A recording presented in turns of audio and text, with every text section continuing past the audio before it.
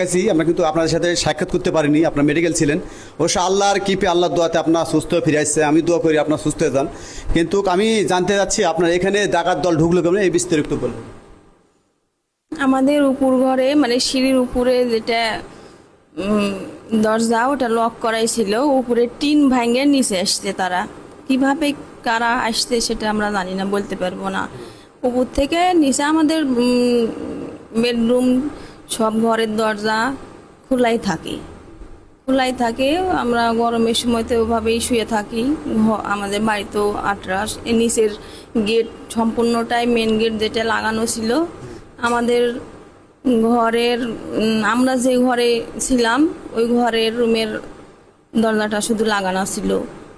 বাইরে একটু শব্দ মানে ঘুমের অবস্থায় কানে একটু আসলো কিছু একটা শব্দ দিয়ে আমাকে পা দিয়ে আটকে রেখে আমার ছেলের বাবাকে মারছে। আচ্ছা, ওদের হাতেই অস্ত্রপাতি লাগছিল, কি অস্ত্রপাতি আপনার দেখছেন? সেটা অন্ধকার, রাতের অন্ধকারে তো সেটা আমরা মানে বুঝতেও পারিনি, দেখতেও পাইনি। ওরা তো সময় দেয়নি, ওটা বুঝতে পারিনি। আচ্ছা, আপনাদের টাকা পয়সা যে আপনাদের বাসায় ঢুকে কেমন তারা টাকা পয়সা সোনা দানা লুট কেমন করছেন?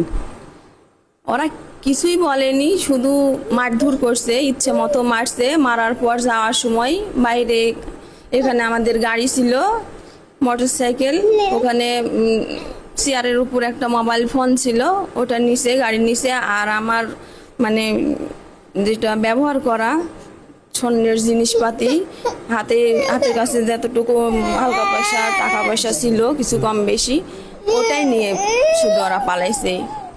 আচ্ছা, আপনারা শুনলেন যে আপনারা অনেকে জানতে চাচ্ছেন গত ভিডিওতে যে এই বাসায় কী কী লিখছে, আপনারাও নিষ্কার শুনলেন। এখানে ছিল একটা ডিসকভার গাড়ি, এনারে কিন্তু ব্যবহৃত কিছু শূন্য অলঙ্ঘর ছিল, তারা কিন্তু লুট করে চলে গেছে।